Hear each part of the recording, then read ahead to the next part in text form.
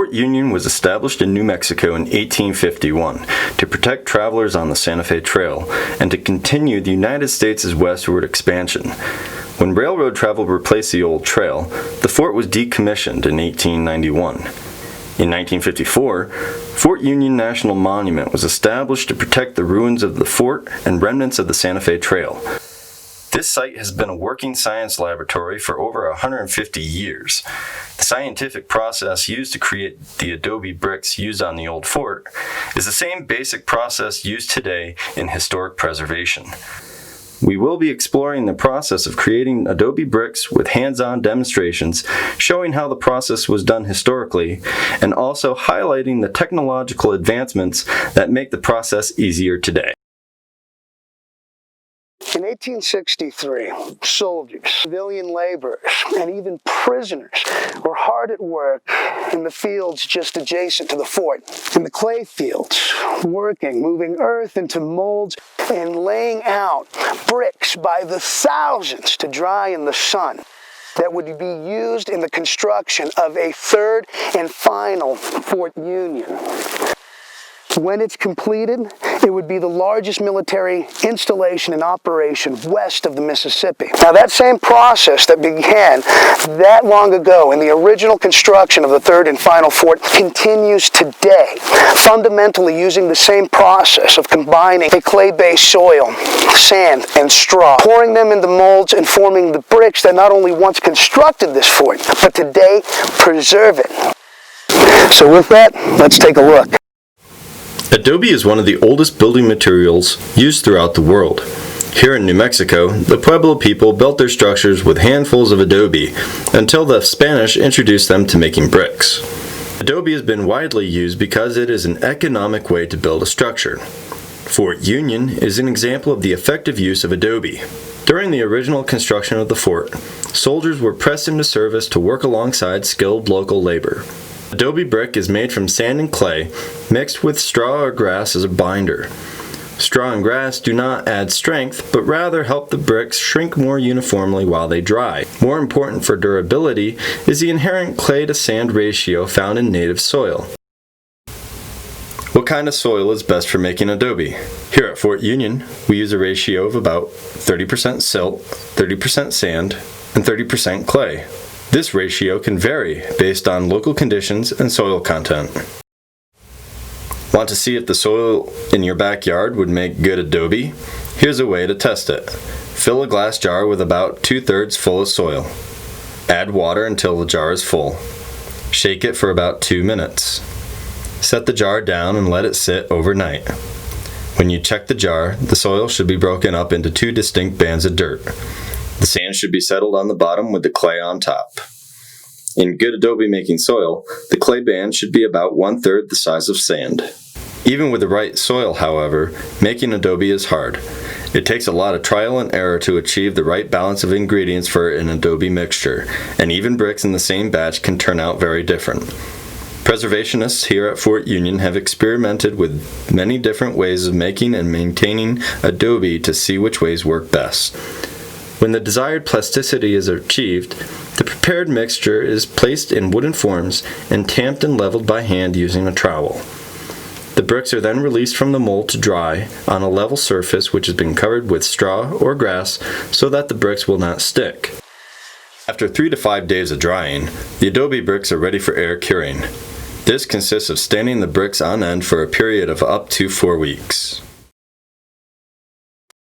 So this is how we do it in modern times. We're going to mix our soil here, which is a clay-based soil, and our sand here. So this mixture in this particular, we're going to be using our bucket right here. We'll be making 6 full buckets and mixing it with 3 buckets of sand.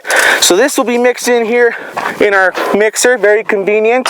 And we'll be adding also a bucket of water to this mixture. And then we'll also be adding some straw to it, and you'll see the consistency once we get to that particular result once we're done here.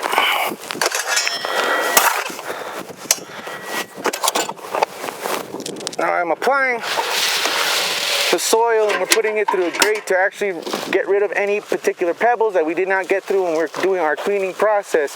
And now we'll be adding our bucket of water to the mixture. This is to help add some moisture. Now here we're adding the last piece of our equation, straw, into the mixture. This will allow it to bind together, and we're adding it when we're adding our soil and sand together. Once we get enough straw to properly add to this mixture, it'll allow it to properly bind and retain its strength once it hardens. In the present day, using a gas-powered mixer, an 8-person crew can make 5,000 bricks. At Fort Union, the preservation crew has a generational legacy. Several of the crew members are the descendants of former preservationists. If you are seeking a career pathway, the National Park Service employs preservationists at many of their historic sites. The process of shaping the bricks is still pretty much the same as it was done historically. Some things never change. Here, Ranger Trinidad is spraying the brick form with water to ensure that the adobe doesn't stick to the molds. These individual bricks that you see measure 4 by 4 by 12 inches, and they weigh 25 pounds each. In other parts of the fort, bricks of up to 9 by 4 by 16 inches are used, and they weigh 40 pounds each. Adobe, while an efficient and environmentally friendly material for construction, is prone to the forces of nature. Being made of earth, it can deteriorate quickly without proper preservation. Wind, rain, and snow are the main drivers of deterioration. Here at Fort Union, our approach to preservation is to maintain and repair surviving historic structures, not to rebuild the fort exactly as it appeared during the 19th century. Over the years, we have learned a lot about how to preserve adobe more effectively, and what not to do. In past attempts to waterproof and stabilize the walls, materials such as cement were added. These materials, while used extensively in modern construction, are not compatible with historic adobe. Adobe is a soft material, and it needs to be able to breathe and drain water, much like the surrounding ground.